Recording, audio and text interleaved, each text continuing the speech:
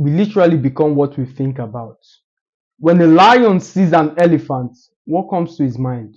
Lunch. Lunch! The lion is not the fastest, the lion is not the biggest, the lion is not the strongest, but he believes that he can hunt, kill, and eat that huge animal, ultimately making it a self fulfilling prophecy. In face of the debilitating reality, in the face of the obvious advantages that you cannot become the king of the jungle, there's the bear, there are other eminences like the tiger. He believes that he is the man, ultimately making it his reality.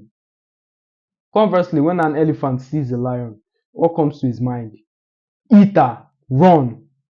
Although the elephant with one stomp can quash the lion, although the elephant is a very huge and strong animal, he becomes a victim of his own mindset. Some time ago, I went to a circus and I saw this huge elephant tied to a nail and he couldn't move. He just stood there. I asked the tour guide to explain this madness to me. He said, we adopted this elephant when he was really, really young, and while he would struggle to escape the confines of his nail, his efforts were met with failure. And one time he gave up. He just stopped moving. Although he's matured now to a big elephant who can pull a cart, tear down a lorry if he so wishes, he's confined to a spot because he believes that he can't move. He believes that he can't live there. So therein you extrapolate into the lives of you who's watching me. You've experienced innumerable failures. You've gone through a lot and you've interpreted these failures as a person as opposed to an event. You believe this is your personality to the extent that when you fail, you say, I knew it. And you are right. Two travelers were journeying to a foreign land. And when the first one arrived, he saw a farmer tilling the soil. He asked him, excuse me, I heard this land is bad, filled with evil, thieves, robbers, and looters. As the people are very unwelcoming. Is that true? The farmer raised up his head and replied, you're right. Few minutes later, the second traveler arrived, asked him the same question. Excuse me, I heard this land is good, is filled with milk and honey. The people are very welcoming. The economy is very prosperous. Is that true? The farmer replied with the same answer. You are right. You are right. Whatever you believe, you are right. People, especially here in Africa, when you use harmful and debilitating words upon yourself, you are hailed as an intellectual or seen as a paragon of civilization. When you say something like, we are not privileged, or you carry yourself in this poverty manner and you move, people interpret that gesture as humility, which is a fallacy. You might think to yourself that it doesn't matter, but the subconscious is very objective. It cannot distinguish between reality and thought. That's why you can think about something and cry physical tears. The subconscious is very objective. It doesn't know what is real or false. And when you keep thinking like that, you're sending signals to your subconscious that you can never attain this reality. Most of you want to be confident. Most of you want to speak more forcefully. Most of you want to speak to that either that boy or girl, but you're waiting for something external to happen before you take that action. Maybe when I get a car, I'll be able to make that push. My friend, you would never get a car. You would never. This is the problem I have with budgets. Budgets, when you budget, you confine yourself to a limited amount and you begin operating in a scarcity mindset, especially if you are new to the game. Say you are on a budget and you see something that's way above your budget, immediately you say to yourself, I can't afford that. I can't afford that.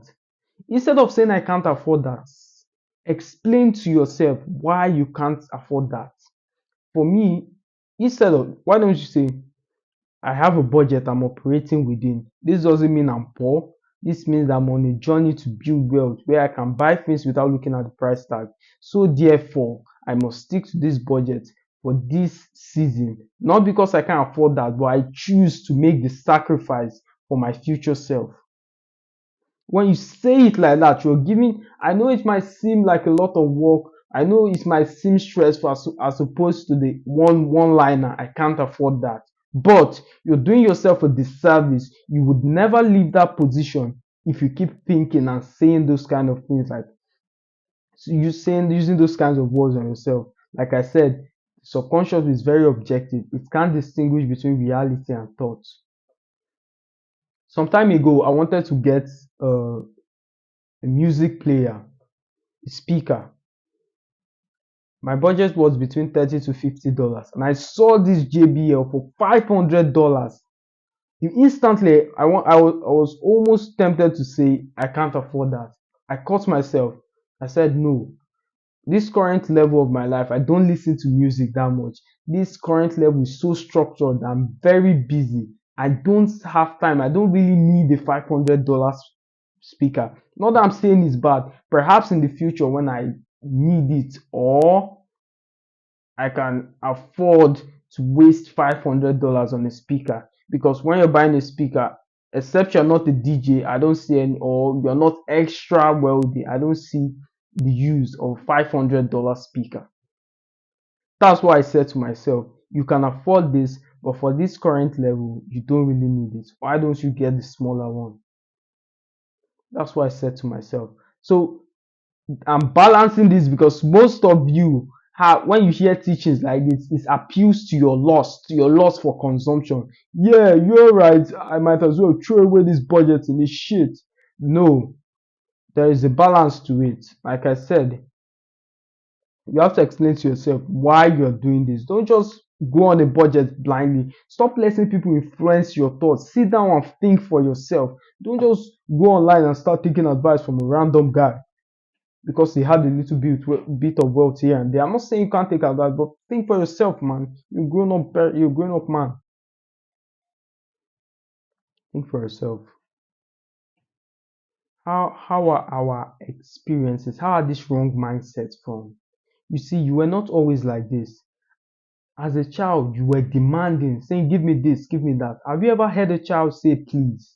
The way children are very demanding, you have to even teach them how to say please. They're very demanding. But as you grew older, your failures and revolves force you to develop this poor mindset that is being foisted upon you by society. You now bow and scrape for the simplest of requests. But this is not you. The solution is to downplay your failures, downplay the limitations, err in the opposite direction. This is not you. You see, the difference between the great, the difference between champions, the difference between award men, the difference between dignitaries and losers are they know how to frame things. Their perception of failure is different. They don't see it as a person, they see it as an event. Although their path is littered with obstacles, they are not insurmountable. They are meant to teach you and forge your character, ultimately making you a man of substance. What's the difference between a businessman who made his money by doing business and a crypto degen? That person can reproduce his results in other people, but the other person, 90% of the time, he's just gambling. The whole concept of crypto is getting early and move out when the market's at its peak at a general level. So don't stop seeing failure as insurmountable. Stop avoiding failure.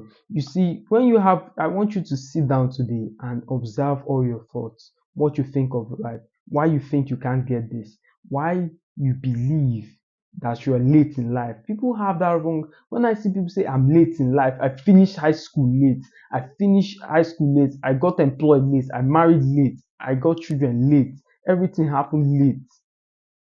You know what I say to them? The same response as the farmer. You're right.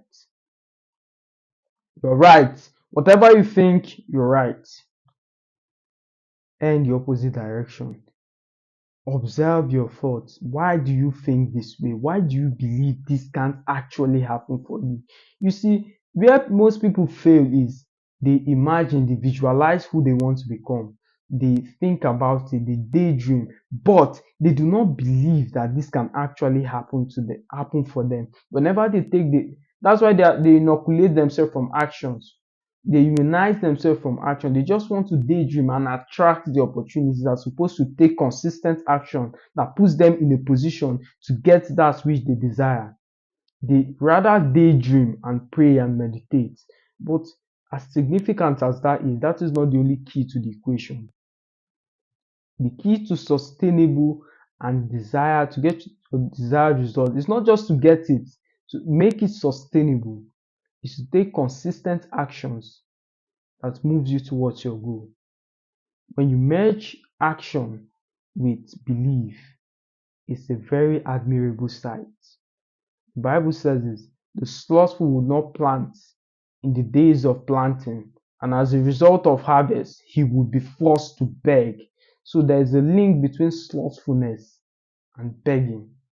You don't want to become that guy. The most tragic thing in life is a life lived without purpose. A life lived without knowing the reason why you're put on this earth. A person who wakes up like an accident, who has no ambition, no drive for life, is just existing, hoping his children will get lucky and bail him out of the trenches. Dr. Miles Munro said, the richest place in the world is not the oil fields, it's not the mines of Africa, it's not the oil wells in the Middle West, but it's the graveyard where dreams that never happened, books that were never written, music that were never sung are there.